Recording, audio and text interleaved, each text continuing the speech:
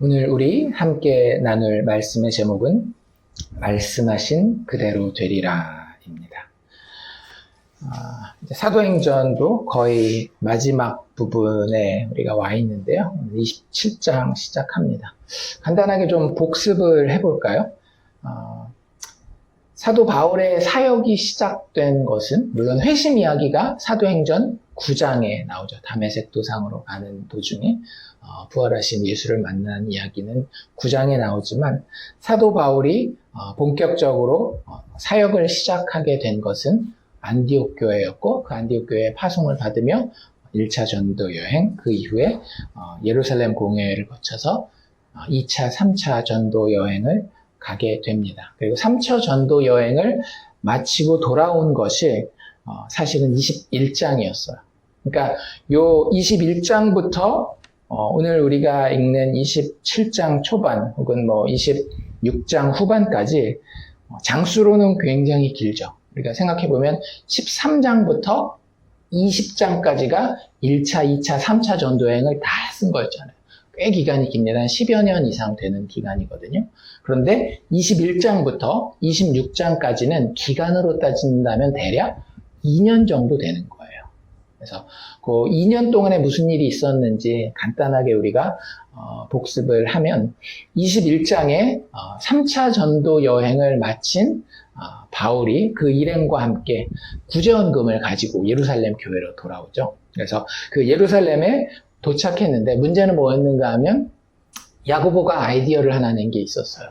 지금 예루살렘의 민심이 특별히 그 극성 유대주의자들, 종교인들이 바울 당신을 향해서 상당히 적대적이기 때문에 우리 당신을 비롯한 바울 당신을 비롯한 우리 기독교 교회가 구약을 율법을 버리고 무시하는 게 아니다라는 것을 그들에게 잘 납득이 될 만큼 설명하는 게 좋을 것 같다라고 이야기를 하면서 어떤 제안을 하는가 하면 우리 중에 결례 예식을 마친 자들이 있어서 그 결례 예식을 마치는 과정에서 성전에 가서 나머지 예식을 마무리하는 그 과정에 당신이 동참하면 바울이라고 하는 사람이 예수를 메시아로 이야기는 하지만 그게 구약을 부정하는 것은 아니구나라는 증거가 될 테니 그렇게 하십시오라고 하는 권면을 받습니다. 그 당시에 예루살렘 교회의 수장이 예수님의 동생이었던 야고보였기 때문에 바울은 그 의견을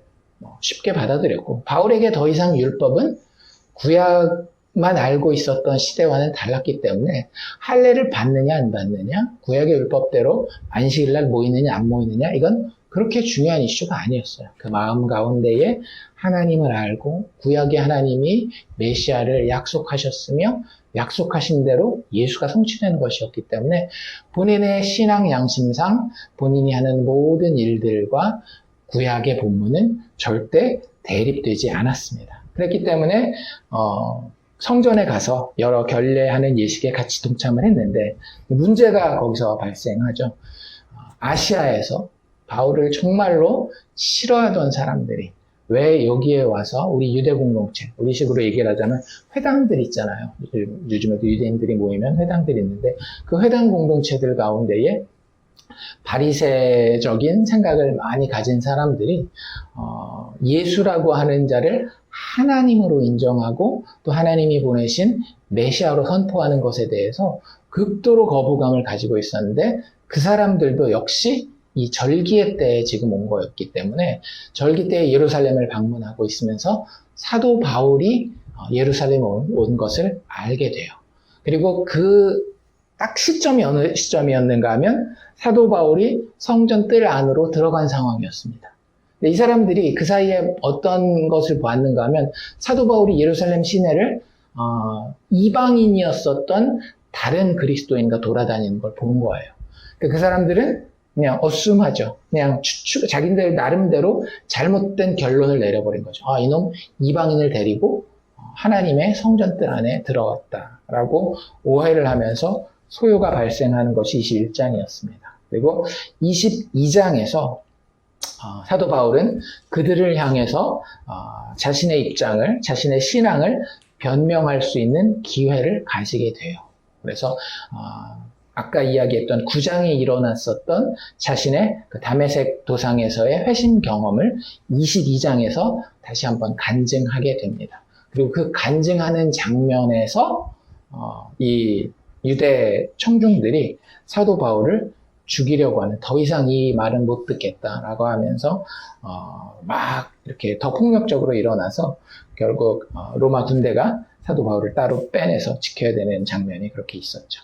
그리고 나서 이제 23장으로 넘어가면 폭동으로 사도 바울을 어떻게 할 수 없었기 때문에 이제는 정식 법적인 절차를 밟아서 사도 바울을 해하기를 원해서 산헤드린 공회가 모입니다. 그리고 그 산헤드린 공회에서도 역시 사도 바울이 자신의 이야기를 쭉 하면서 특별히 무엇에 대한 이야기를 하는가 하면 부활 소망에 대한 이야기를 하죠. 그래서 산헤드린 공의회는 좀 복잡하게 이루어져 있었잖아요. 유대인들이 그 열심당원도 있었고 사두개인들도 있었지만 바리새인들도 있었기 때문에 여러 가지 신학적인 문제에 있어서 사도 바울에 대한 정확한 어떤 결론을 내리지 못하고 끝납니다. 그리고 그 이후에 사도 바울을 죽이려고 하는, 우리가 사도 바울을 죽이기 전까지는 먹지도 마시지도 않겠다라고 하는 사람들이 암살 계획을 세우는 것까지가 23장의 이야기였어요. 그러니까 그게 진짜 며칠 안 되는 거예요. 그러니까 장술은 그러니까 21, 22, 23 기록했지만 정말 며칠 안 되는 동안에 이 일들이 쭉 일어났고 24장에 보면 암살 계획이 있었기 때문에 사도 바울을 어디로 옮깁니까? 예루살렘에서 조금 더 북쪽에 있으며 해안가에 그 당시 로마 군대의 주둔군이 머무르고 있었던 가이사랴라고 하는 곳으로 사도 바울을 옮기게 됩니다. 그리고 그 당시에 총독이었던 벨릭스 앞에서 재판을 받게 돼요.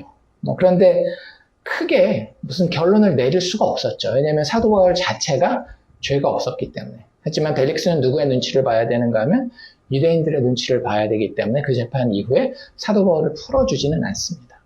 인간적으로 봤을 때 이 시점이 아마 사도 바울에게는 가장 마음이 급했었던 시점일 거예요. 왜냐하면 사도 바울이 그 전에 하나님으로부터 내가 로마에 가야 된다라고 하는 그런 어떤 하나님의 부르심에 대한 방향성이 생겼는데 그게 감옥에 들어감으로 인해서 이게 굉장히 눈이 닫혔다 그래야 될까요?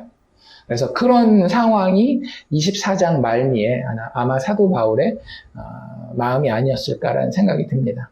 그리고서 후딱 2년이 지나가요. 그냥 2년 동안 아무것도 안 하고 벨릭스는 어떻게 합니까? 감옥에다가 사도 바울을 묵혀놓죠. 가끔씩 가서 바울 얘기 들으면서 양심이 찔리기도 하고 그게 맞는 것 같기도 하고 그러면서 또 하나 바란 건 뭐였어요? 혹시 돈을 갖다 주지 않을까?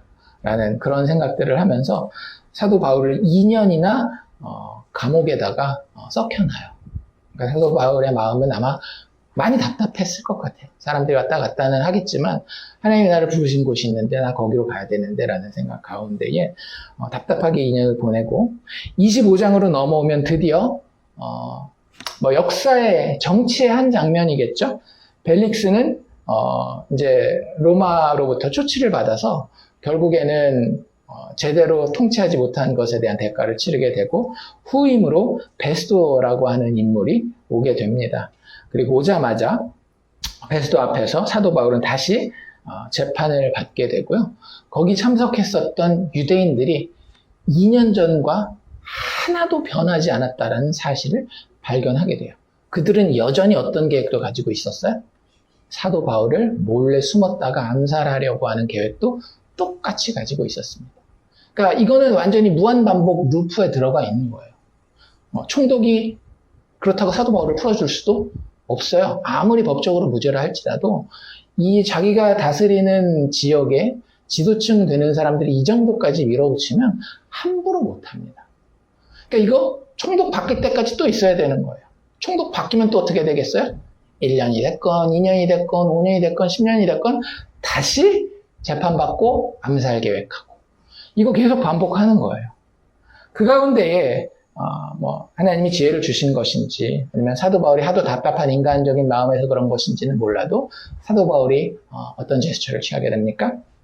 내가 이 재판을 가이사 앞에 로마 황제 앞에 상소하노라 라고 이야기를 해서 그것이 받아들여집니다. 그래서 로마로 가게 되는 것이 사도 바울이 전혀 그리지 못했던 그림으로 그려지고 있는 것을 사도 바울 스스로도 자기 입술로 이야기하면서 경험하고 있는 것을 우리가 독자의 입장에서 보게 되고요. 그래서 그 로마에 가기 위해서 어떤 법적인 서류 절차를 잘 준비하려고 26장에 아그리빠와 버니게라고 하는 그 당시에 그 지역에 유대인들을 다스릴 수 있는 권세를 어느 정도 허락받았었던 헤롯 가문의 그 왕족들 앞에서 청문회를 받게 됩니다. 그게 26장에 지난번까지 우리가 살펴봤던 내용이었죠. 그래서 거기서도 다시 한번 사도 바울은 무슨 언급을 하는가 하면 자신이 9장에서 경험했었던 부활한 예수를 만났던 다메섹 도상에서의 예수 만난 경험에 대한 간증을 하게 돼요. 그리고 재판의 결과가 어땠어요? 그 청문회의 결과가 나가면서 사람들마다 다 하는 얘기가 베스도 총독, 아그리빠 왕 말할 것 없이 다 이 사람 무죄다. 로마 그 황제 앞에 상소만 하지 않았다면 우리가 풀어줄 수 있었을 텐데 마음에도 없었던 이야기를 논리적으로는 얼마든지 이야기할 수 있죠. 그런 이야기를 하면서 지난주에 우리가 봤던 26장이 마무리가 됩니다. 그리고 이제 오늘 이제 27장이 시작되는 거예요. 그래서 줄거리를 간단하게만 쭉 보면 그냥 진짜 말 그대로 내러티브예요. 어떤 교훈이나 신학 이런 내용은 거의 안 나와 있고 뭐가 어떻게 되고 이런 어떤 여정에 대한 설명이 많이 있었다라는 걸 우리가 보게 됩니다. 그래서 간단하게만 제가 다시 한번 요약을 해드리면 조금 이해하기 힘든 부분들 같이 설명하면서 이야기를 해드리면 이렇습니다. 1절에 보면 우리는 누구를 포함하는 거겠어요? 저자였던 누가를 포함하는 거겠죠. 왜냐하면 우리라는 표현을 사도행전에서 누가가 썼다가 안 썼다가 그럽니다. 그러면서 사도행전 27장의 이 우리라는 말을 보면 사도 바울의 로마행에 동반자들이 있었다라는 걸 알 수가 있어요. 그래서 우리, 즉 누가를 포함한 바울의 일행입니다. 몇 명이 됐는지는 정확하게는 우리가 알지는 못해요. 아주 많지는 않았지만 그렇다고 바울 혼자는 아니었던 것 같아요. 그러니까 동역이라고 하는 게 굉장히 중요합니다. 우리가 배를 타고 이탈리아에 가기로 작정되었다. 이탈리아는 이탈리아겠죠. 그래서 이탈리아에 배를 타고 가기로 했습니다. 그래서 육로로 가는 길도 있겠죠. 지금도 보면 육로로 해서 터키 북쪽까지 쭉 올라가서 이스탄불을 지나면 바로 유럽이니까. 그럼 그리스 지나고 마케도니아 지나서 밑으로 쭉 더 간 다음에 내려오면 이탈리아가 나오니까 육로도 있겠지만 육로는 너무 험하고 시간도 오래 걸리기 때문에 배를 타고 가기로 작정이 되었습니다. 그래서 바울만 호송하는 것이 아니라 로마에 가야 될 다른 죄수들이 있었던 것 같아요. 여러 가지 사유가 있을 겁니다. 사도 바울처럼 재판을 받으러 로마 황제에게 상소한 로마 시민권자도 있었을 것이고 또 많은 사람들은 이런 이야기를 해요. 그 당시에 로마의 중요한 문화 중에 하나가 그 검투사들을 시켜서 싸움을 시키고 그 검투사들을 공급받는 것들이 여기에 이렇게 포함되어 있을 것이다 라는 이야기를 합니다. 그래서 어차피 죽을 사람들, 그 죄인들을 그 자리에서 그 지역에서 사용시킬 수도 있지만 괜찮은 애들은 좀 뽑아가지고 로마에 가서 검투사를 시키는 그런 무리들도 여기에 포함되어 있을 것이지 않나라는 생각들을 학자들이 합니다. 어쨌든 바울과 다른 죄수 몇 사람들을 데리고 아우구스토 대라고 하는 것은 어거스투스 황제를 얘기를 하는 거죠. 황제의 군대를 이야기를 하는 겁니다. 그러니까 로마 직속 군대를 이야기를 하는 거예요. 왜냐하면 유대인들도 군인들을 가지고 있었잖아요. 근데 특별히 여기서 이제 로마 황제에게 데리고 가는 죄수들이기 때문에 이 황제 직속 군대에 속한 사람들이 이 일을 맡아서 감당하게 되고요. 그 중에 이제 리더급 되는 사람의 이름은 직책은 백부장이었고 율리오라고 하는 사람이 등장합니다. 그래서 그 율리오의 인솔하에 바울 및 그 일행이 같이 로마를 향해서 출발을 하게 돼요. 2절에 넘어가면 아시아 해변 각처로 가려 한다. 지도를 잠깐만 보시면 맨 오른쪽에 보면 맨 밑에 예루살렘이 있고 예루살렘에서 조금 위로 올라가면 가이사랴가 있죠. 그렇죠? 가이사랴는 해변 도시입니다.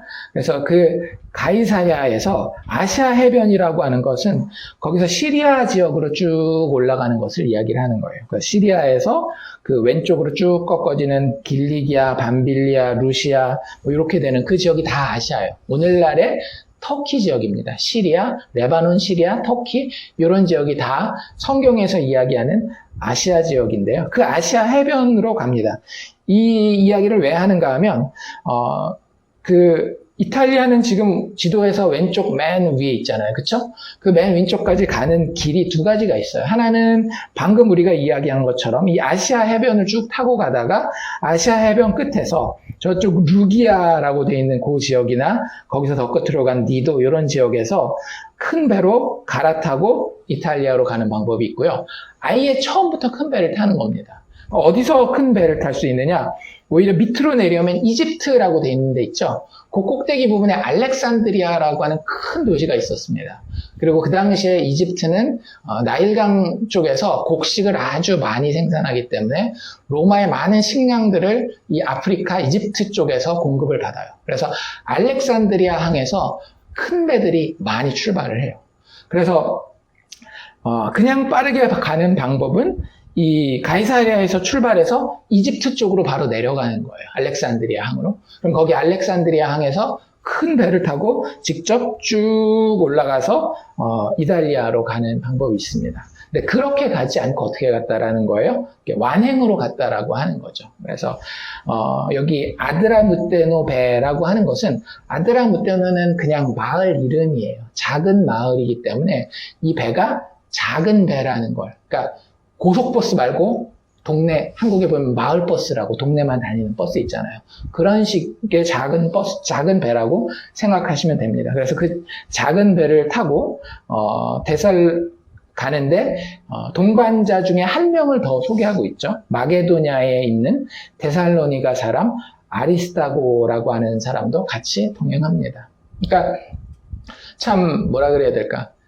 그 성도의 교제라고 하는 것은 어떤 혈연이나 지연이나 이런 것에 의해서 이루어지는 것이 아니라 우리가 하나님의 교회에 예수 그리스도 복음에 함께 속한 자인가가 훨씬 더 중요한 것 같아요. 아리스타고는 진짜 데살로니가 교회에 사도 바울이 와서 교회를 개척할 때 같이 말씀 나누고 복음의 은혜를 받고 같이 예수 믿게 된 사람이라는 것 말고는 다른 어떤 공통점이 전혀 없는 사람이에요.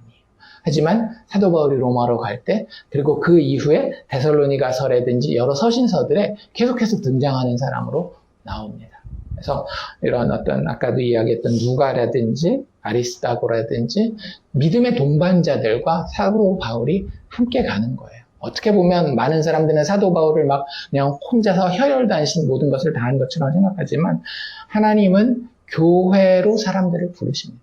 공동체라고 하는 것은 정말 중요한 거예요. 그런 생각 해봤어요. 우리가 연애를 할 때 롱 디스턴스로 할 수 있잖아요. 근데 그 롱 디스턴스로 연애할 때에 여러 가지 감정 중에 제일 갈급하게 느껴지는 게 뭐예요? 얼굴을 보고 실질적으로 만나서 그 사람과 어차피 우리가 내 귀에 들어오는 건요 과학적으로 크게 다르지 않습니다. 그렇지 않나요? 전화기를 통해서 들리건 컴퓨터 스피커를 통해서 들리건 내 귀로 들어가서 내 머릿속에서 인식된다는 건 똑같은 거예요. 그런데 그게 그 버추얼로 이루어지는, 영상으로 이루어지는 것인지 아니면 직접 내 앞에 실체가 있어서 그 일이 이루어지는 건지는 전혀 다르게 우리가 받아들여지게 돼요. 마찬가지로 우리가 교회라고 하는 것이 하나님 앞에 하나님을 만나는 데에 정말로 실체로서 하나님을 만나는데 너무 중요하다라고. 우리가 하나님을 만나기 위해서 개인적으로 말씀도 보고 개인적으로 기도도 하면서 하나님을 만나죠. 그런데 하나님은 우리를 어떻게 만나실까요? 요한계시록 같은데 그 모습이 너무나도 분명하게 나와 있어요. 예수는, 우리의 주님 되시는 예수는 우리를 어떻게 만나셔요? 넌 나의 신부야 라고 하면서 교회로 만나신다라고 하는 거예요. 왜 예배가 영광스러운지 아십니까? 왜 교회 공동체가 그렇게 힘이 있고 능력이 있고 그 안에 여전히 죄인들이 있고 그 안에 여전히 힘든 일들, 어려운 일들, 고린도 전서 같은 데 나오는 그런 막 사람들이 보기에도, 세상 사람들이 보기에도 좋지 않은 문제들이 있을 수 있음에도 불구하고 교회가 영광스러운 이유는 뭐냐면 하나님이 신랑으로서 만나는 신부이기 때문에 그래요. 우리 개인이 예수 그리스도의 신부라는 이야기는 성경에 간혹 나오긴 합니다. 근데 그보다 더 중요하게 신약 성경에서 계속 이야기하는 것은 교회가 나의 신부라는 거예요. 우리가 어디서 그 경험을 할 수 있어요? 교회를 함께 예배할 때에, 함께 모일 때에, 함께 이야기하고, 함께 일할 때에. 그때 우리는 예수님과 면대면으로 만나는 거예요. 그래서 사도 바울조차도 홀로 혈혈단신, 이거 내가 맡은 하나님의 진짜 중요한 사명인데 내가 감당하지 않으면 누가 감당하겠느냐 이러지 않고요. 처음에 사역의 시작도 어땠어요? 안디옥 교회와 기도하고 금식하고 같이 그 일에 보냄을 받고 여기서도 로마로 가는 어떻게 되면 감옥에 갇혀있는 자와 마찬가지인 신분으로 로마로 가는 이 편하지 않은 순간에도 누가라든지 아리스타고 같은 사람들이 같이 동행하고 있는 모습을 우리가 보게 됩니다. 어쨌든 배를 타고 하루 만에 어디에 도착했다라고 이야기를 하죠? 3절에 보니까 이튿날 시돈이라고 하는 곳에 도착했대요. 가이사랴에서 조금 쭉 올라가면 두로, 시돈 이렇게 있죠. 항상 그 당시에 이 이스라엘 접경지, 이스라엘 혹은 성경에서 이야기하는 시리아 이런 나라들의 그 주요 무역 항구가 두로와 시돈이었는데 그중에 시돈에 이제 도착을 하게 되고 사도 바울은 굉장히 좋은 대우를 받게 됩니다. 율리오가 바울에게 친절히 대해서 거기에서 친구들, 아마 같은 교회에 속한 믿음의 사람들을 만나는 것을 허락하게 되고요. 거기서 또 출발해서 맞바람을 피했다라고 이렇게 이야기를 하는데 항해 기술적인 부분이 여기 포함되어 있겠죠. 구브로 해안을 따랐다라고 이야기를 합니다. 구브로는 섬이죠. 그 위에 보면 그 섬을 따라서 구브로와 길리기아 그 사이 해협을 지나간 것 같아요. 배가. 그래서 쭉 올라가서 왼쪽 서쪽으로 쭉 꺾어져서 계속 항해를 합니다. 그러면서 이제 오른쪽으로는 5절에 나와 있는 것처럼 길리기아와 밤빌리아 바다를 건넜다라고 되어 있고요. 쭉 지나가면 루기아라고 하는 지역의 무라라는 곳에 또 잠시 도착을 하게 됩니다. 그리고 이제 그 배에서 완전히 내려요. 우리가 아까 봤던 아드라무테노 배에 타고 여기가 이제 종착점이었던 거예요. 종점이었던 거예요. 이제 여기서 무라라고 하는 시에서 내려서 6절에서 이제 큰 배로 드디어 갈아타게 됩니다. 아마 여기 보면 이제 알렉산드리아 배라고 6절에 나와 있죠.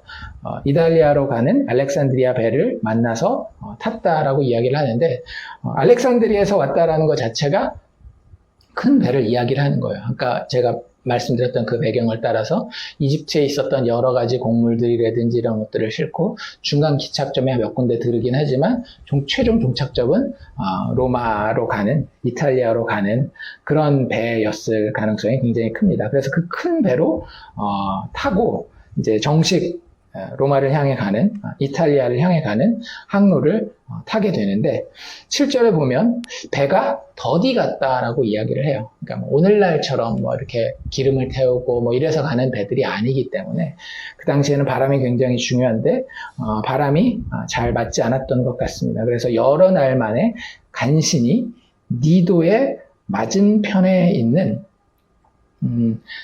거기서 니도 맞은편에 갔을 때 바람이 더 이상 허락하지 않아서 살모네를 그 앞을 지나서 그레데라고 하는 섬이 혹시 그 지도 가운데에 보일 거예요. 영어로 크리트라고 하고 그리스 문명의 발상지라고 이야기를 합니다. 그래서 이 그레데라고 하는 쪽으로 이렇게 배가 이동을 하게 돼요. 그래서 그레데 해안을 바람막이로 하여, 그러니까 그 섬에 지도상에서 밑에 쪽, 남쪽 해안선을 타고 이렇게 가게 됩니다. 아마 바람이 그 위쪽에서 심하게 불었었던 것 같아서 그걸 바람막이로 삼아서 그레드 해안을 바람막이로 항해하였다라고 7절을 마무리를 합니다. 그리고 8절에 보면 간신히 그 연안을 지나서 거기까지 가는 게 되게 쉽지 않았었던 것 같아요. 거기에 미항, 아름다운 항구라는 뜻이죠. 미항이라는 곳에 이르게 됩니다. 그래서 거기서 내 항해를 계속 어떻게 해야 될지에 대한 의논을 하는 게 이제 9절부터 이야기예요. 그래서 여러 날이 걸려서 지금 여기 오는데 생각보다 날짜가 훨씬 더 걸렸다라는 얘기죠. 금식하는 절기가 이미 지났다라고 이야기를 하는데 여기서 금식하는 절기는 대부분의 학자들이 대속죄를 이야기를 합니다. 그래서 양력, 우리가 쓰는 달력으로 따진다면 10월 초중순이 지났다라는 얘기를 하는 거예요. 그러니까 뭐 요즘에는 왔다 갔다 하지만 옛날에 10월이면 이제 금방 11월 되면 추워지고 겨울 뭐 이런 시기였기 때문에 겨울이 많이 가까웠다라고 생각하면 될 것 같습니다. 그래서 그 금식하는 절기가 지났기 때문에 일반적으로 생각할 때에 항해하기가 위태했고 사도 바울이 직업이 뭐 선원 이런 건 아니지만 배를 많이 탔죠. 1차, 2차, 3차 전도 여행하면서 배도 많이 탔고 그 가운데에 사도 바울 스스로도 고백하는 것처럼 배가 파손한 것도 몇 번 경험을 했단 말이에요. 그래서 본인의 어떤 그런 경험을 가지고 자신의 의견을 10절에 이야기를 합니다. 여러분 내가 보니 이번 항해가 화물이나 배뿐만 아니라 우리의 생명도 잃어버릴 수 있을 것 같습니다. 굉장히 위험한 항해입니다. 조금 기다렸다가 겨울 지내고 갑시다. 이런 의견을 사도 바울이 내게 돼요. 하지만 다른 의견을 가진 사람들도 있었죠. 선장과 선주, 배의 주인을 이야기를 하는데 선장과 선주의 말을 들어보니까 말이 좀 달라요. 이유는 무엇이었는가 하면 12절에 보면 그 항구가 겨울을 지내기에 불편했다라고 이야기를 합니다.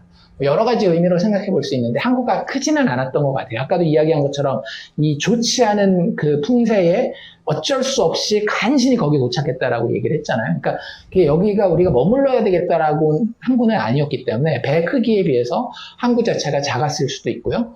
또 겨울을 머무른다라고 하는 것은 아까 이야기한 것처럼 이제 10월 중순이란 말이에요. 그러면 11월, 12월, 1월, 뭐 길면은 2월까지 한 서너 달을 머물러야 되는데 그 도시 근처가 그렇게 편의시설이나 이런 것들이 좋지 않았을 수도 있습니다. 어쨌든 그런 여러 가지 이유로 인해서 선장과 선주는 여기서 조금만 가면 베니스라고, 영어로 피닉스라고 얘기를 하거든요.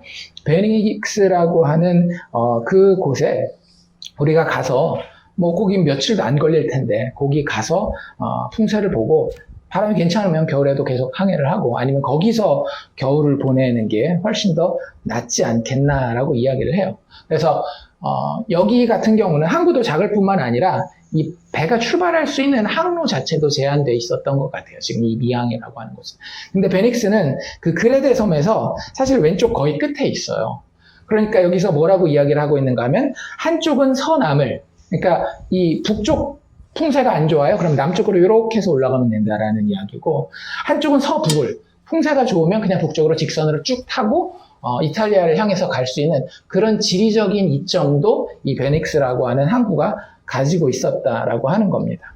그래서 결국에 결정은 누가 해야 되는가 하면 이게 모든 지역이 그 당시에 이제 로마의 행정구역 하에 통치하에 있었기 때문에 로마 백부장 율리오였죠. 율리오의 결정이 제일 중요했는데 율리오는 누구의 이야기를 듣는가 하면 선장과 선주의 말을 바울의 말보다 더 믿게 됩니다. 그래서 배가 결국에는 10월 중순쯤 이 미항에서 출발을 하게 돼요. 13절에 보면 처음에는 남풍이 수은하게 불어서 그들이 뜻을 이룬 줄로 알고 역시 우리 결정을 잘했다라고 생각하고 닻을 감고 그레데 해변을 끼고 항해를 쭉 하고 있는데 본인들이 예상하지 못했던 일을 만나게 되죠. 14절에 보면 얼마 안 되어서 섬 가운데로부터 유라글로라고 불리우는 광풍이 크게 일어나서 배가 갑자기 바람에 밀립니다. 그래서 이렇게 뭐 돛을 조정을 해도 그걸 맞추어서 갈 수가 없어서 그냥 바람 부는 대로 줄줄줄줄 흘러서 떠내려 가게 돼요. 그래서 16절에 보면 가우다라는 작은 섬 아래로 쭉 지나가게 되고요. 이 가우다는 그레데에서 조금 밑으로 있죠. 그보다도 더 밑으로 점점 밀려가는 거예요. 거기서 이제 조심하면서 있는데, 끌어올릴 수 있는 줄을 가지고 선체에다가 배가 어디 걸리지 않게. 왜냐하면 그 가우다라는 섬 근처에 이 수심이 낮아서 배가 걸리거나 부딪혀서 파손할 수 있는 곳이 한 2군데가 있었다라고 합니다. 그래서 그런 것들을 이제 선원들이 잘 알고 있었기 때문에 그렇게 되지 않도록 배를 잘 추스리고, 17절에 나와 있는 것처럼 스르디스에 걸릴까 두려워하여서 연장을 내리고 그냥 그 바람이 부는 대로 쫓겨가는 거예요. 그리고 18절에 보면 우리가 풍랑으로 심히 애쓰다가 어떻게든지 그걸 잘 극복해보려고 하는데 안 되죠. 그래서 결국 이틀째 되는 날에는 사공들이 짐을 버립니다. 그러니까 상당히 위험한 상황 가운데 있었다라고 보시면 돼요. 대부분의 이 배를 운영하는 데에서 나오는 이익은 물건을 갖다 주고 거기서 나오는 이익을 통해서 본인들의 이익도 같이 챙기는 상황인데, 그 짐을 결국에는 바다에다가 풀어버리게 됩니다. 그리고 19절에 보면 3일째 되는 날에는 배의 기구들조차도 어떻게 해서든지 조금이라도 도움이 되게 하기 위해서 그들의 손으로 내어버렸다라고 이야기를 하고, 그 이유는 20절에 나오는 것처럼 여러 날 동안 해도 별도 보이지 않고 큰 풍랑으로 그대로 그냥 바람이 불면 부는 대로 그렇게 배가 밀려가고, 물 밖에는 아무것도 보이지 않는, 밤에도 바람이 계속 부니까 별도 보이지 아니하고 뭐 이런 상황 가운데에 정확하게 이렇게 표현하고 있죠. 20절 마지막에 보면 구원의 여망마저 없어졌더라라는 그런 표현을 하고 있습니다. 근데 이때 이제 바울이 등장을 해요. 바울이 지금까지 가만히 있었어요. 바울이 할 수 있는 게 없었으니까. 그러니까 바울이 등장하는 장면은요, 보면 바울이 굉장히 막 적극적이고 뭔가 내가 일을 해결해야 되겠다, 위기를 극복하는데 내가 어떻게 해서든지 기여해야 되겠다, 이런 것보다는 부르심이 있기 때문에 가는 경우가 굉장히 많습니다.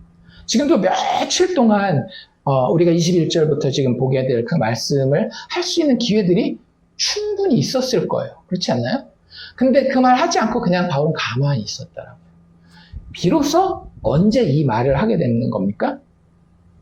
하나님의 사자가 바울에게 찾아와서 음성을 전해 주었을 때에 비로소 사도 바울은 사람들 앞에 나아가서 내가 할 말이 있습니다, 내 말을 좀 들어보십시오 라고 이야기를 해요. 우리 사도 바울의 인생을 쭉 나눠보면 사도 바울이 예수님 만나고 인생을 마무리하기까지의 연대기를 쭉 살펴보면 대략 한 30년 정도 돼요. 그래서 예수님 죽으시고 몇 년 안 돼서 이렇게 굉장히 핍박하던 사람에서 예수님을 믿는 그리스도인으로 변하게 되고요. 그리고 그때부터 사역자로 1차, 2차, 3차 전도 여행을 시작하기 전까지 몇 년이 지났는가 하면 10년, 12년 정도가 지납니다. 진짜 아무것도 안 한 것 같이 보이는. 근데 그 사도 바울을 누가 불러요? 바나바를 통해서 하나님 직접 부르신단 말이죠.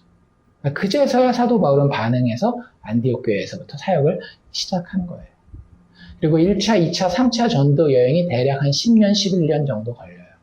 근데 그것도 사도 바울이 열심히 하긴 하지만 중간중간 과정들을 보면 다 누가 이끌고 있어요? 성령께서 이끄시고 계시잖아요. 아시아로 가려고 하는데 막으시고, 꿈을 보여주셔서 유럽 지역으로, 마게도니아 지역으로 부르고, 이런 것들을 보면 사도 바울의 어떤 열심이나 적극성, 이런 것들은 사도행전이 우리에게 이야기하려고 하는 것이 아니라는 것을 금방 알 수 있습니다. 그리고 나서 나머지 10년을 이 로마행, 그리고 로마에 가서 감옥에 갇혀 있고 뭐 이런 데 보내게 되거든요. 그 모든 과정이 오늘 27장도 마찬가지고, 사도 바울은 철저하게 그 부르심대로 따라갔었던 그런 사람이었다라고 하는 것을 압니다. 보게 됩니다. 그래서 사도 바울이 결국 했던 이야기의 핵심은 뭐냐면, 일단 약간 후회 같은 이야기를 하죠. 내 말 좀 들었었으면 얼마나 좋았겠느냐라고 이야기를 하면서 글에 대해서 미항에서 떠나지 않았었더라면 더 좋을 뻔했다, 그런 이야기를 하고, 근데 뭐 어쩌겠어요. 이미 일어난 일이고 그 얘기를 하려고 하는 것도 아니고, 그런 이야기들을 다른 사람들도 많이 했겠죠. 중요한 이야기는 여러분들 안심하십시오. 배는 파손하겠지만 생명에는 손상이 없을 것입니다. 라고 이야기를 해요. 사도 바울이 그렇게 사람들에게 같이 탄 그 일행에게 이야기할 수 있었던 이유는 무엇입니까? 자신의 그냥 예측이 아니었어요. 사도 바울은 분명히 하나님의 사자를 만났고 어젯밤에, 이 말하는 시점 어젯밤에 사도 바울에게 하나님의 사자가 와서 이렇게 이야기했습니다. 두려워 말라. 너는 이제 가이사 앞에 분명히 서게 될 것이다. 그리고 너와 함께한 자들은 내가 너에게 주었다. 라는 이야기를 들은 거예요.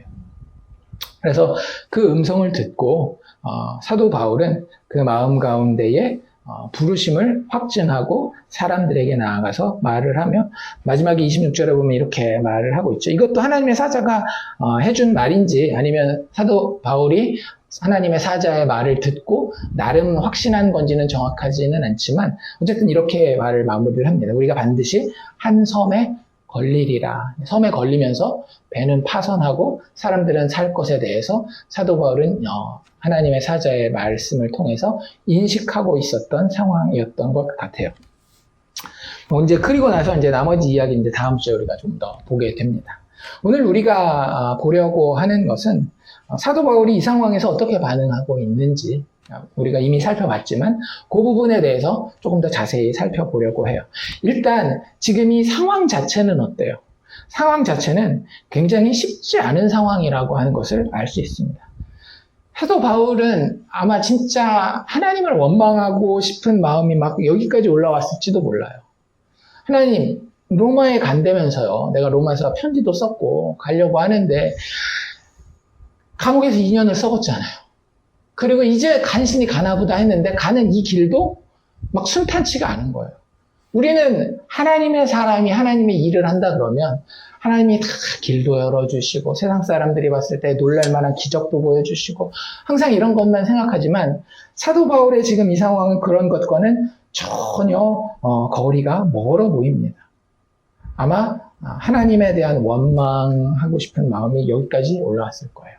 하지만 이 쉽지 않은 바울의 여정에서 사도 바울이 하지 않았던 것, 우리 믿음의 사람들이 하지 말아야 할 것들 중에 하나인 이 하나님에 대한 원망을 사도 바울은 하지 않습니다. 어떻게 보면 사도 바울은 잠잠히 있었어요. 그렇지 않나요? 막 나대고 이런 것도 없어요. 내가 믿음이 있는데 분명히 막 이런 것들이 처음부터 나오지 않잖아요. 그냥 잠잠히 있었어요. 어떻게 될런지. 자기가 이 배를 타고 죄수들과 함께 황제 앞에 갈지 전혀 생각하지 못했었잖아요. 그러니 지금 이 가는 길도 어떻게 될지 모르는 거기 때문에 그냥 잠잠히 있었고 하나님을 원망하지 않습니다. 누구를 원망할 만도 했어요? 사람을 원망할 만도 했어요.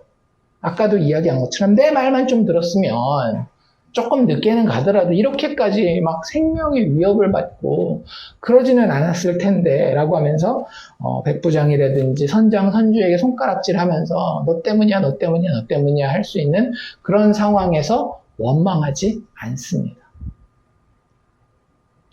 또 이런 상황에서 사도 바울이 하지 않는 것은 무엇인가 하면 내가 하나님을 잘 섬기기에 세상에서 대접 더 잘 받을 것이라는 기대도 하지 않았었던 것 같아요. 그러니까 사도 바울이 내가 하나님께 기도하고 막 이랬으니까 이 사람들이 나를 더 존중해주고 내 말에 무게를 두고 이대로 좀 하겠지라는 기대가 있었을런지도 몰라요. 근데 그런 거 하지 않는 게 맞는 거라는 걸 결국에 이 상황이 우리에게 보여주고 있어요. 그러니까 사도 바울이 지금 보여주고 있는 모든 것들이 성도가 인생을 살아가면서 하지 말아야 될 것들을 잘 안 하고 있는 것들을 보여주고 있다라고 생각하시면 됩니다. 나는 하나님 섬기기 때문에 세상에서 대접 잘 받고 내가 필요하면 사람들 막 원망하고 하나님 원망하고 이런 것들은 사실은 하나님이 믿음의 사람들에게서 기대하는 것이 아니라고 하는 거예요. 우리 이 세상에서 환난을 당한다라고 예수님이 이야기하셨어요. 환난을 당하지만 담대하라 라고 이야기하는 것이 예수님의 말씀이었고 사람을 원망하거나 하나님을 원망할 것이 아니라 우리는 여전히 하나님을 바라봐야 한다라고 하는 겁니다. 사도 바울이 이런 것들을 하지 않고 한 것은 무엇이었는가 하면 예수 그리스도를 통해 드러난 하나님 아버지의 은혜와 사랑을 신뢰하는 걸 했어요. 사도 바울이 이런 상황 가운데 잠잠할 수 있었고 평온할 수 있었던, 그리고 다른 사람을 향하여서 분노하고 원망하지 않을 수 있었던 이유는 예수를 체험했기 때문이라고 하는 거죠. 예수를 통해 드러난 하나님의 은혜와 사랑이 어떤 것인지 잘 체험하면서 여기까지 온 거예요. 이미 아까도 제가 말씀드린 것처럼 예수님 만난 지 20여 년이 지났잖아요. 그 20여 년 동안 하나님이 예수를 통해 증거하셨던 것, 그리고 자신의 경험을 통해서 증거하셨던 것들이 그대로 쌓여 있었던 겁니다. 가장 큰 충격은 뭐였어요? 하나님이 구약에 약속하신 그대로 우리가 도저히 상상할 수 없었던 것을 구약에 약속하셨잖아요. 사도 바울이 이야기하는 메시아가 오셔서 죄인들을 위해 고난받고 죽으리라. 설마 하나님이 그런 약속을 하시겠어? 하나님의 영광이 있지, 하나님의 체면이 있지. 그런데 그것을 예수께서 오셔서 증명하셨잖아요. 살아난 메시아를, 약속의 성취를 사도 바울은 자기의 온 몸으로 체험했단 말이에요. 그래서 약속을 성취하시는 하나님에 대해서 분명히 충격적으로 체험했을 뿐만 아니라 그 이후에도 성령을 통해 약속을 성취하시는 자신의 주인 예수 그리스도를 계속 체험하게 됩니다. 그래서 그분을 신뢰할 수 있게 된 거예요. 그래서 예수님께서 성령을 통해 그 증인들에게, 바울에게 이루시는 일이 바로 이것이라고 하는 거예요. 우리의 신앙생활은 뭔지 아십니까? 하나님이 우리를 불러서 천국으로 바로 데려가셔도 돼요. 우리가 예수 믿고 난 다음에는 더 이상 이 땅에 굳이 있어야 될 이유가 없어요. 왜? 우리는 구원받은 자들이기 때문에. 그런데 이 땅에다가 남겨놓는 이유는 무엇인가 하면, 이 땅에서 그 믿음이 어디까지 자라는지를 보게 하시는 거예요. 내가 의지력이 강하기 때문이 아니라 하나님께서 나를 믿음의 자리에서 더 큰 믿음의 자리로 이끌고 가시는구나를 체험하는 것이 성도의 인생이라고 하는 것입니다. 예수께서 성령을 통해 바울에게 이루신 일이 바로 그거라고 하는 거예요. 여기서 우리는 바울이 이렇게 위대한 믿음을 가지고 있었어를 배우는 게 아니라, 우리 계속 사도행전에서 이야기를 하지만 사도행전은 여전히 성령행전이요 예수행전이라고요. 예수께서 약속하신 게 있어요. 뭐예요? 내가 너희에게 믿음으로 담대하며 세상을 이기게 하리라 라고 하는 그 약속을 성취하는 것을 보여주는 것이 이 사도행전이라고 하는 거예요. 한 일개 개인의 신앙적인 위대함을 보여주려고 하는 게 아니에요. 지금 이 일을 누가 이루고 계시는 거예요? 자격 없는 사도 바울을 통해서 예수가 이루고 계시다라고 하는 것을 보여주고 있다라고 하는 거죠. 그리고 이게 불가능할 수 있었어요. 아까도 이야기한 것처럼 사도 바울도 인간이기 때문에 얼마든지 사람을 원망할 수 있고 하나님을 원망할 수 있는 성정을 가진 자였습니다. 우리가 그걸 오해해서는 안 돼요. 사도 바울은 무슨 굉장히 특별한 자이기 때문에 어떤 상황에서도 하나님을 한 번도 원망하지 아니하고 사람들을 한 번도 원망하지 아니하고 그럴 것이라고 생각하지 마세요. 사도 바울도 자기가 원했는데 뜻대로 되지 않았었던 일들도 많았고, 화를 내야 되는데 화를 내고 싶지 않은 상황, 화를 내고 싶지 않은데 화를 내야 되는 상황, 이런 상황들이 서신서에 보면 많이 나와 있습니다. 근데 그럼에도 불구하고 하나님이 여기서 보여주시기 원하는 건 무엇인가 하면, 내가 이 바울이라고 하는 자를 어떻게 믿음의 자리에 세우는지 봐라라고 하는 거예요. 사도 바울 지금 이 배 타고 이 풍랑을 만난 상황은 정확하게 다른 배 타고 있는 자신의 일행들과 똑같은 상황이었습니다. 사도 바울도 배멀미가 만약에 있었다라고 한다면 얼마든지 멀미했을 것이고요. 배 고파서 짜증도 더 많이 났을런지 몰라요. 그런데 그 가운데 하나님이 하신 일이 뭐라고요? 하나님의 사자를 보내신다. 여러분들, 우리가 이걸 믿으십시다. 제가 이야기하는 건 또 다른 하나님의 계시를 받기 위해서 우리가 하나님의 음성을 기다립시다, 그런 얘기하는 거 아니에요. 하나님이 어떤 방식으로 얘기하실런지는 우리가 제한할 수 없어요. 하지만 하나님은 살아계십니다. 왜냐하면 약속하셨기 때문에. 하나님이 내가 너희와 함께 하리라. 나의 살아있음이, 특별히 예수께서 그 말씀하셨잖아요. 마태복음 28장에서. 부활한 내가 그 부활의 생명으로 너희와 세상 끝날까지 함께하리라 라고 약속하셨어요. 이건 복음의 이후 그 에필로그가 아니라 복음의 연장선상입니다. 여전히 복음은 지금도 성취되고 있어요. 그러니까 예수님이 더 이루실 것이 있다라는 게 아니라 예수님이 내가 이룰 것이다라고 하는 그 이야기가 우리의 인생과 인류의 역사를 포함하고 있기 때문에 우리는 지금 복음을 살고 있는 겁니다.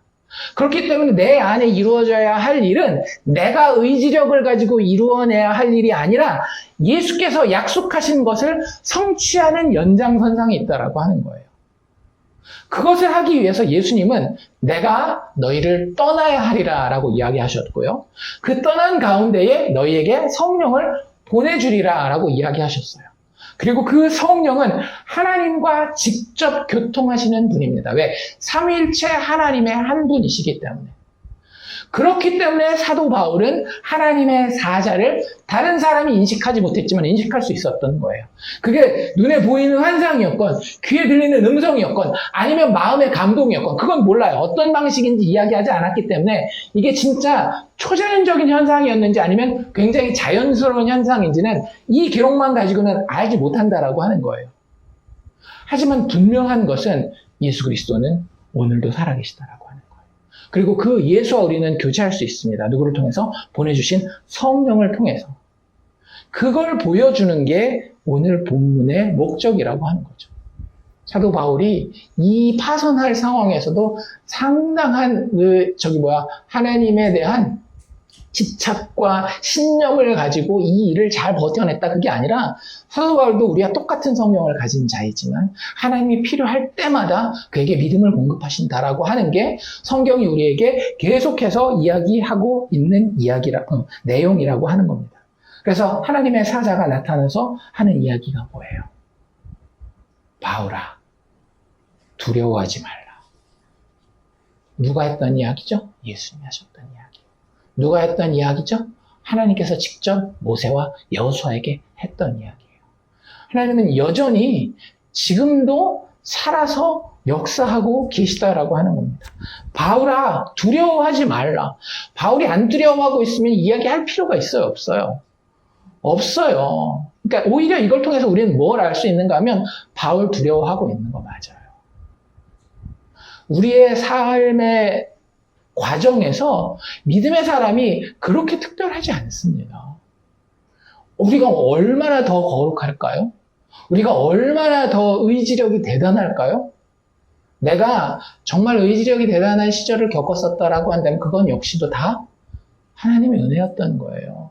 단지 신앙적인 것만 이야기를 하는 게 아니라 내가 옛날에 진짜 공부 되게 열심히 했었는데 그거 다 일반 은총의 영역 가운데서 하나님이 은혜를 베풀어 주셨던 겁니다. 나와 똑같은 지능을 가지고 나와 비슷한 환경에서 전혀 다른 선생님을 만났기 때문에 공부를 더 못했었던 학생이 있을 수 있고요. 나는 그 가운데에서 하나님의 은혜로 정말로 은인처럼 여길 수 있는 스승을 만나서 내 공부는 더 꽃을 피웠을 수 있었던 것. 이 모든 것이 다 하나님의 은혜요 부르심의 자리였다라고 하는 거예요. 사도 바울도 지금 다시 한번 그 부르심을 살아계신 현실로 체험하고 있다라고 하는 거예요. 바울아, 두려워하지 말라. 그러면서 약속을 해주시죠. 이 말씀을 하시는 그분은 지금까지 한 번도 약속을 하시고 어기신 적이 없는 분이에요. 그렇잖아요. 예수 그리스도의 메시아로서의 오심, 그리고 그분의 고난받고 죽으시고 다시 사시는 것을 직접 눈으로 확인했고 본인의 모든 사역 가운데 그 약속이 아직도 죄인인 나를 통해서 말씀하신 대로 하나하나 성취되는 것을 경험하고 있는 상황이에요. 그 가운데에 또 하나의 약속이 추가되는 것뿐입니다. 뭐라고요? 네가 가이사 앞에 서야 할 것이다. 그리고 그 모든 과정에서 지금 또 하나님께서 너와 함께하는 이 항해하는 모든 자들을 다 너에게 주셨다라고 사자를 통해서 이게 뭐 성령의 음성인지 천사를 만난 것인지 환상인지 우리 그건 모르지만 하나님이 약속을 하고 계시는 거예요. 사도 바울은 어쩌면 이 시점에서 자신의 믿음은 흔들리고 있을런지는 몰라요. 자신의 감정에 이끌려서 두려움 가운데 약속을 향한 믿음마저도 흔들리고 있을 그 시점에 하나님이 어떻게 하시는 거예요? 하나님이 그 믿음을 회복시키시는 거예요. 하나님의 사자라고 하는 도구를 통해서, 툴을 통해서, 채널을 통해서 사도 바울의 믿음을 다시 한번 회복시키고 있는 겁니다. 참 재밌죠? 뭔가 일을 이루어서 우리의 믿음을 회복시키는 게 아니에요. 믿음이 뭐예요? 보지 못하는 것들의 실상이라고 이야기를 하잖아요. 하나님이 우리에게 믿음을 주실 때는요, 뭔가를 보고 건덕지가 있기 때문에 우리에게 이런 것들을 던져주는 것이 아닙니다. 보지 못하는 것에 대해서 소망을 가질 수 있도록 해주는 거예요. 우리 안에 성령의 충만함이 불같이 일어나서 다시 십자가를 바라보게 하는 거예요. 내가 아무 자격도 없고 내가 아무 조건도 충족하지 못했을 때에 하나님이 약속하신 대로 그 아들을, 메시아를, 그리스도를, 기름 부음 받은 자를 보내서 나를 위해 죽게 하시고 다시 살게 하셨을 뿐만 아니라 나를 불쌍히 여기셔서 성령으로 내 영혼을 부르시고 나로 하여금 믿음의 자리에, 재생의 자리에, born again의 자리에, 다시 태어남의 자리에 서게 하셨다라는 것을 체험하게 하셨잖아요. 그 믿음을 다시 한번 이 약속을 통해서 회복시키는 거예요. 너 못 보지만 이 약속이 어떻게 될지 알고 있지? 그래, 그거를 확신하는 믿음을 네 안에 내가 다시 한번 불일 듯이 일어나게 할 거야. 라고 하는 측면에서 약속이 주어지는 겁니다. 우리가 이거 되면 막 다시 한번 내 신앙은 불타일으키고 이게 안 되면 어떡하지 않은 이런 것 때문에 하나님의 약속이 우리에게 주어지는 것이 아니라 하나님의 약속은 여전히 우리에게 이미 이루어진 예수 그리스도의 십자가 사건에 근거하여서 그것이 우리 안에 실체가 되도록 하는 역할을 하는 것이 하나님이 매일매일의 성도의 삶 가운데 주시는 개인적인 약속이라고 하는 거예요. 그게 구체적일 수도 있고요. 구체적이지 않을 수도 있어요. 그리고 정직하십시오. 진짜 못 들었으면 못 들은 거예요. 굳이 들어서 이런 거 이게 하나님의 음성인 것 같을 때 그럴 필요 없어요. 왜냐면 하나만 정확하게 들으면 되거든요. 성경에 기록된 거. 내가 너를 사랑한다. 내가 너를 구원하였다. 내가 너를 놓지도 아니하리라. 내가 너를 인하여서 실패하지 않으리라. 그 음성은 분명히 들으셔도 돼요. 매일 들으셔도 돼요. 성경에 정확하게 그 음성으로 기록되어 있기 때문에. 그 외에 나머지는 네가 이 사람이랑 결혼해야 된다. 이 직장에 가야 된다. 이 학교에 들어가야 된다. 내일은 바닷가에 가야 된다. 말해야 된다. 그건 점치는 거죠. 하나님은 그런 이야기들을 하실 수도 있지만 안 하실 수도 있어요. 사도 바울에게는 그 비슷한 얘기를 하셨네요. 근데 우리는 이걸 보고 하나님이 나에게도 이러셔야 된다라고 하는 나의 잘못된 상상을 하나님 앞에 대입하는 경우가 너무 많다라고 하는 거예요. 그런데 여기에서 보여주고자 하는 건 그런 이야기가 아니라 아까도 이야기한 것처럼 네가 약속에 대한 그 믿음이 다시 한번 강해져야 돼라고 하는 하나님의 도우심의 흔적이라고 하는 거예요. 그리고 내가 아무 약속에 대한 음성도 듣지 못할 것 같으면 어디로 돌아가면 돼요? 말씀으로 돌아가면 돼요. 십자가 바라보면 된다라고요. 이미 이루셨던 그 약속이 아직 끝나지 않았거든요. 내가 완성할 거야. 너희들 성화를 거쳐 영화로운 단계까지 이를 거야가 우리에게 주신 약속인데 아직 안 끝났잖아요. 우리 육체 생명이 끝나지 않았기 때문에. 그러니까 그 약속 바라보는 데에 하나님이 우리에게 일상을 살아가면서 작은 약속들을 더하실 수 있다라고 하는 거예요. 회복되어라. 일어나라. 부흥케 되리라. 믿음 위에 믿음을 더하는 역사가 사도 바울에게 일어난 것처럼 여전히 하나님의 백성의 우리에게도 일어난다라고 하는 것입니다. 그래서 담대하지 못했던 바울이 어떻게 됩니까? 정확하게 나오죠. 그러므로 25절. 그러므로가 뭐예요? 하나님이 내 안에 다시 한번 확증하셨기 때문에 이런 뜻이에요. 그냥 내가 원래 믿음이 좋으니까 이런 얘기가 아니에요. 나도 담대하라라는 말이 필요한 사람이었는데 하나님이 담대하라고 얘기하였으며 나로 하여금 분명히 가이사 앞에 서게 할 것이고 지금 이 배에 있는 모든 일행을 나에게 주셨다라고 이야기하셨으니 그러므로 약속하셨으니 그렇기 때문에 여러분이요 안심하라라고 이야기할 수 있는 것입니다. 그러면서 정확하게 하나님이 약속을 내 안에 회복시키실 때에 성령 충만한 자의 고백을 던져놓죠. 뭐라고요? 나는 내게 말씀하신 그대로 되리라고 하나님을 믿노라. 하나님 뭐라고 말씀하셨습니까? 하나님의 음성 살면서 지금까지, 아니 죽을 때까지 내 귀로 하나도 못 들어도 상관없어요. 이미 십자가를 통해서 성경 안에서 하나님 말씀하셨기 때문에 나는 내게 말씀하신 그대로 되리라고 하나님을 믿는 그 믿음만 있으면 되는 겁니다. 그리고 그것마저도 하나님의 선물이라고 이야기하시죠. 우리가 부족할 때, 우리가 이게 믿어지지가 않아서 담대하지 못할 그때에 하나님이 어떻게 하고야 마시겠다라는 거예요? 담대하게 만들고야 마시겠다라는 거예요. 이게 사도행전의 목적입니다. 너희들 사도 바울 잘 봐. 니들이 사도 바울만큼 할 수 있어? 그 발꿈만 치러 발의 때만큼이라도 따라가야지. 이런 이야기를 하려는 게 아니라 계속 말씀드리지만 사도행전은 사도들을 통해서 여전히 일하고 계시는 예수 행전이란 말이에요. 약속하신 대로 구원하신 그분이 구원을 완성하시는 그 모든 과정을 계속해서 보여주고 있고 사도행전은 여전히 끝나지 않았습니다. 그런즉 우리가 반드시 한 섬에 걸리리라. 이렇게 하나님의 사자가 이야기했을 수도 있고요. 아까도 이야기한 것처럼 아니면 하나님의 사자가 이야기해 준 것을 근거로 사도 바울 나름대로 논리적인 결론을 내린 것가 될 수도 있어요. 그건 상관없어요. 여러분들 논리적으로 사고하십시오. 내 인생에 대해서 계획하고 어떤 준비도 하고 하세요. 그런데 그게 뭐에 근거해 있어야 된다라고 하는 거예요? 하나님의 말씀에 근거해 있어야 된다라고. 하나님의 믿음 더하심에 근거해 있는 거예요. 그러면 확률적으로 따질 때 하나님은 우리의 생각으로부터 자유롭기 때문에 이 그림과 다르게 그려줄 수 있습니다. 가장 대표적인 예가 뭐예요? 사도 바울이 고린도를 두 번째 방문하고자 했을 때 계획대로 잘 안 됐었잖아요. 고린도 후서에 보면. 그러니까 계획했지만 그대로 안 될 수 있어요. 내가 예측하고 논리적인 판단을 했지만 그대로 안 될 수 있다라고요. 그건 내 잘못이지 하나님의 잘못이 아니에요.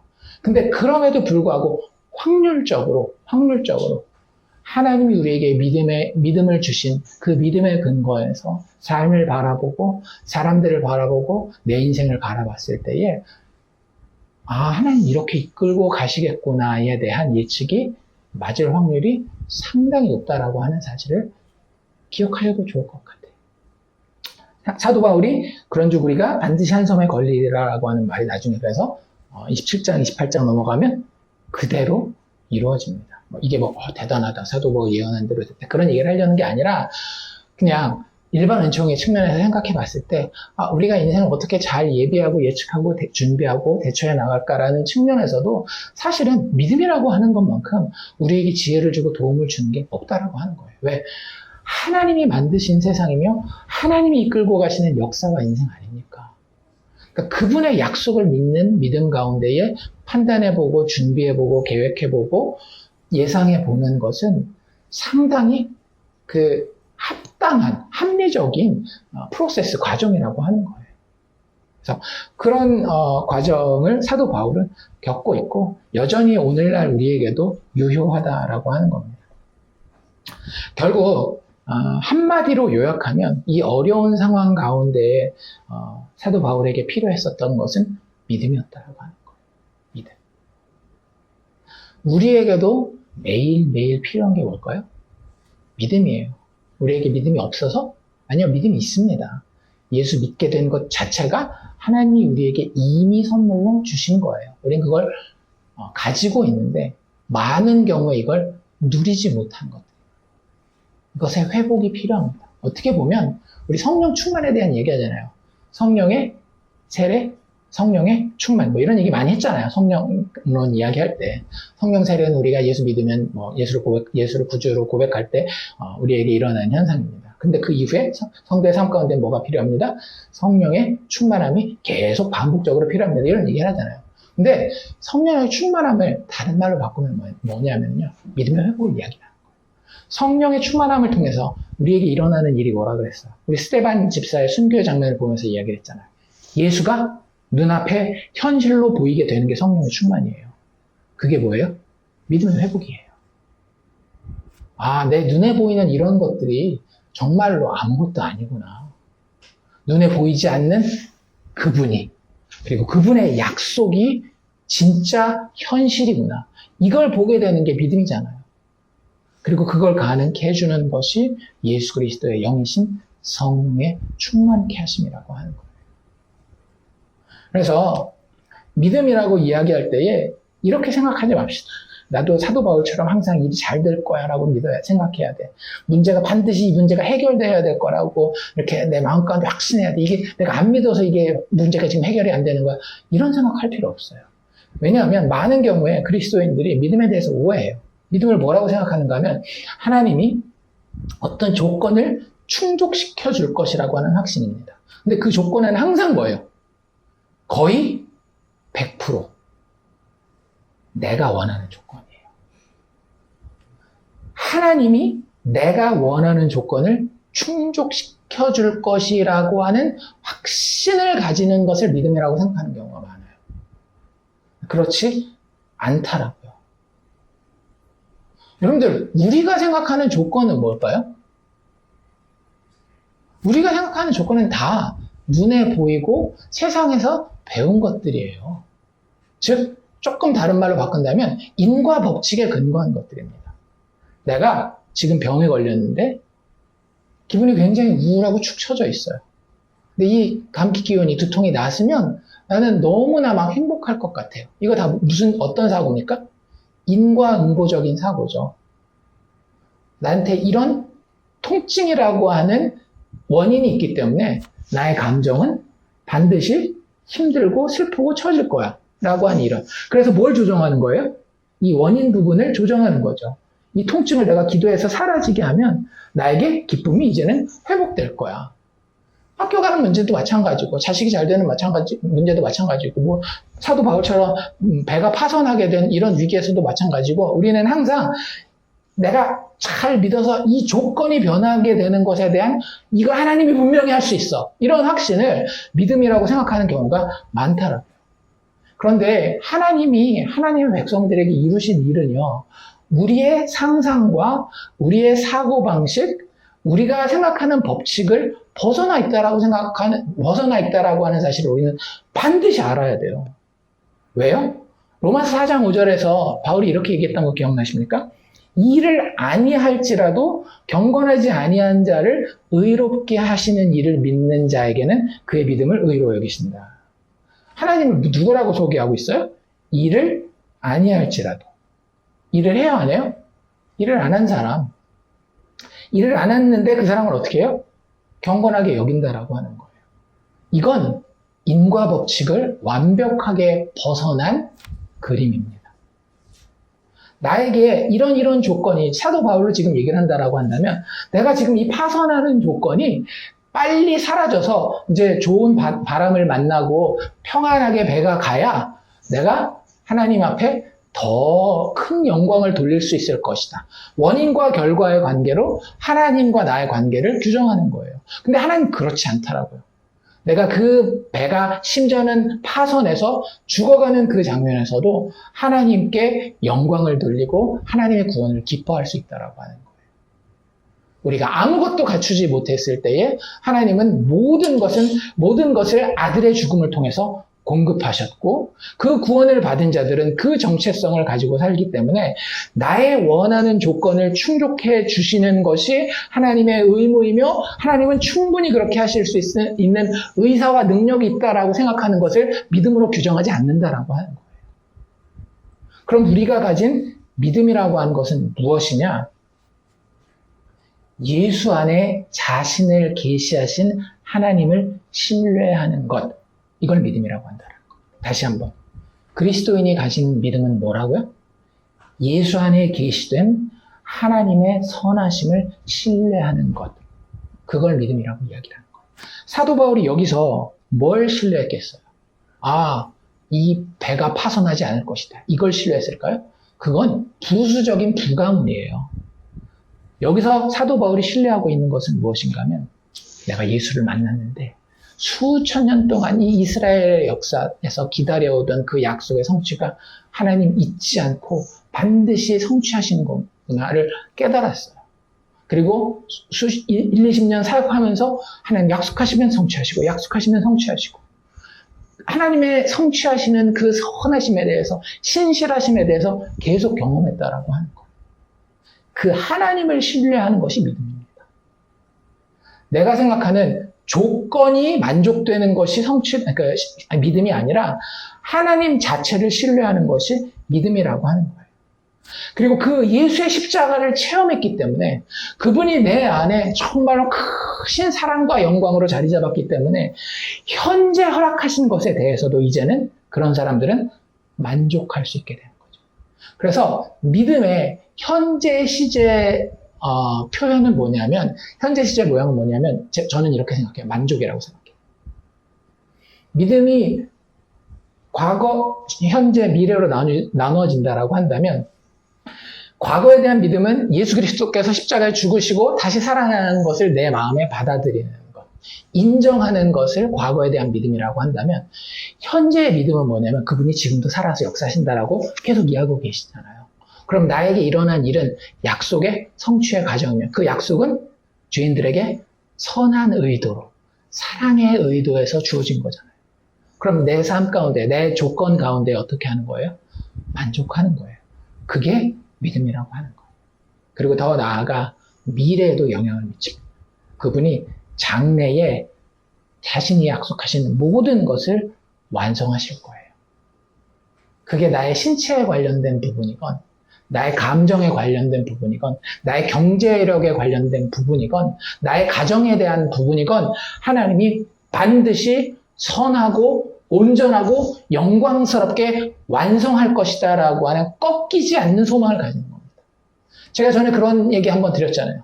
제가 그 성도들 가운데에서 어떤 분들을 볼 때에 가장 많이 감동을 받는지, 플러싱, 퀸즈 이런 데 있는 분들 중에 정말 신분도 해결되지 않고 경제적으로도 이 비싼 렌트 가운데에 어떻게 저 사람들 65세, 70세 되면 살지?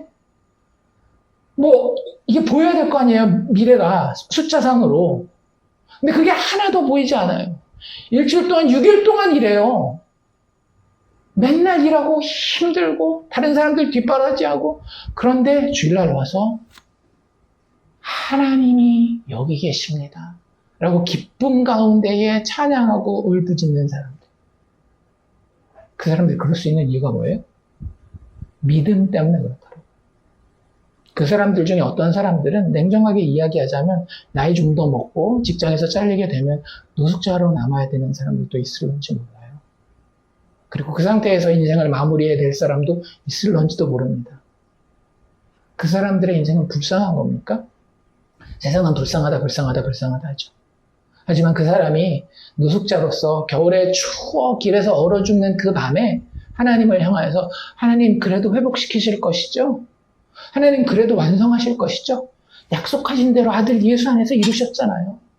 그리고 그 예수가 내 안에 믿어지잖아요. 그 성령께서 나에게 오늘 밤에도 믿음을 주셔서 하나님이 완성하실 것을 내가 믿고 갑니다. 우리는 그 믿음 보고 가는 거예요. 세상의 조건 아무것도 보이지 않아요. 성령께서 감동하실 때에 주님이 완성하실 수 있습니다. 이 땅에서 이루어지지 않아도 하나님이 반드시 완성하십니다. 사도 바울이 믿었던 믿음은 그런 믿음이라는 거예요. 이 풍랑이 없어져서 내가 이제 편하게 될 것이고, 이놈들 내 말 안 듣더니 본때를 하나님이 보여주셔서 이제 내 말대로 이 배가 가니 이 사람들 이제 내 밑에 다 굴복하고 나를 이제 존경하고 인정해 줄 것이다. 이런 믿음을 이야기하는 게 아니라고요. 그런 조건이 아니라 그냥 하나님, 예수 안에서 이미 이루신 것을 충분히 알았어요. 그리고 그분이 지금도 충분히 증명하고 계셔요. 더 이상 뭘 바라야 됩니까? 그게 힘 있는 신자예요. 성도가 세상에서 뭘 가지고 인정을 받고, 야, 저 사람들을 보니까 내가 예수 믿어야 되겠다. 대통령 하려고요? 큰 사업가 돼가지고 자선사업가 하려고요? 어려운 데 가가지고 그 사람들 힘들 때마다 내가 다 도와주려고요? 하세요. 나쁜 거 아니에요. 근데 우리가 세상에서 세상이 도저히 비길 수 없는 존재로, 세상을 이기는 자로 설 수 있는 유일한 길은요, 믿음 가운데 서는 거예요. 신자의 위치는 이렇습니다. 우리가 사는 이 지구상에는 세상밖에 볼 줄 모르는 사람들밖에 존재하지 않아요, 원래. 즉, 세상만 의지할 줄 아는 사람들만 존재해요, 원래. 그런데 그 가운데 하나님이 어떤 사람들에게 그저 은혜를 베푸셔서 유일하게 하나님을 볼 줄 아는 사람들을 세우셨어요. 증인들을 세워놓으신다고. 하나님을 의지할 줄 아는 사람들을 세워놓는다라고 하는 거예요. 그리고 하나님은 그 사람들을 가리켜서 세상의 빛이라고 이야기를 합니다. 그 사람들이 착한 일을 열심히 하고 도덕적으로 더 뛰어나기 때문이 아니라 눈에 보이는 것만 의지할 수밖에 없는 이 사람들 가운데에 눈에 보이지 않는 그 하나님을, 예수 그리스도를 보지 못했음에도 불구하고 성령을 의지해서 볼 수 있는 사람들을 세워놨는데 그 사람들을 통해서 예수의 복음이 세상 전파되는 거예요. 그걸 세상의 빛이라고 이야기를 하는 겁니다. 너희가 세상의 빛이요 세상의 소금이다 라고 이야기하는 게 그런 의미예요. 천국을 무엇에 예수님이 비유하십니까? 누룩에다가 비유하지 않나요? 그 누룩이 어때요? 또 비유로 말씀하시되 천국은 마치 여자가 가루 서말 가운데에 갖다 넣어 전구 부풀게 한 누룩 같다라고 이야기를 하잖아요. 어떤 모습입니까? 누룩이 요만큼밖에 안 돼요. 밀가루가 이 누룩을 다 집어삼키는 것 같습니다. 그런데 시간이 지나고 나면 어때요? 양으로 볼 때 밀가루가 누룩을 집어삼킬 것 같지만 결국에는 그 모든 것을 부풀어 변화시키는 것은 누룩이라고 하는 거예요. 예수 그리스도는 죄인을 구원하여서 오늘도 우리가 성령 안에서 하나님을 신뢰하도록 만드시고 그런 우리를 이 세상 가운데 두심으로 세상 가운데 자신의 부활 생명을, 죄인을 사랑하고 구원하시고자 하는 그 의사를 정확하게 전달하고 계시는 거예요. 세상은 결국에 다 없어질 겁니다. 하지만 성도는 영원히 남을 거예요. 왜? 예수를 신뢰하는 믿음이 있기 때문에. 그 말씀이 우리에게 흔들리지 않는 증거로 여기 이렇게 남아 있습니다. 우리가 그 음성을 귀로 듣든지 눈으로 보든지 추천적인 체험하든지 혹은 그렇지 않든지 사도 바울의 고백은 우리의 고백이 되는 게 맞는 거예요. 나는 내게 말씀하신 그대로 되리라고 나는 하나님을 믿노라. 이 고백을 하나님이 예수 그리스도가 성령께서 사도 바울에게 가능하게 하셨다라고 하는 것이 오늘 우리가 읽은 본문의 이야기입니다. 사도 바울 본받는 것? 만약에 그런 의미라면 본받으십시오. 하지만 나보다 더 뛰어난 의지력을 가진 그 사람 내가 한번 어떻게든지 따라잡아 보리라? 포기하세요. 사도 바울도 우리가 보지 못하는 그런 장소에서 우리가 생각하지 않는 약한 모습을 충분히 가진 사람들이었어요. 성도 안에 여전히 역사하시는 분은 예수와 그분의 영이신 성령입니다. 우리가 성도라고 한다면 우리 안에 여전히 예수와 그분의 영이신 성령은 똑같이 역사하고 계십니다. 그렇기 때문에 우리 주 예수 그리스도께서 성령을 통해 허락하신 믿음을 오늘도 누리며 그 믿음에 이끌려서 살며 사역하는 우리가 되기를 주의 이름으로 축원합니다.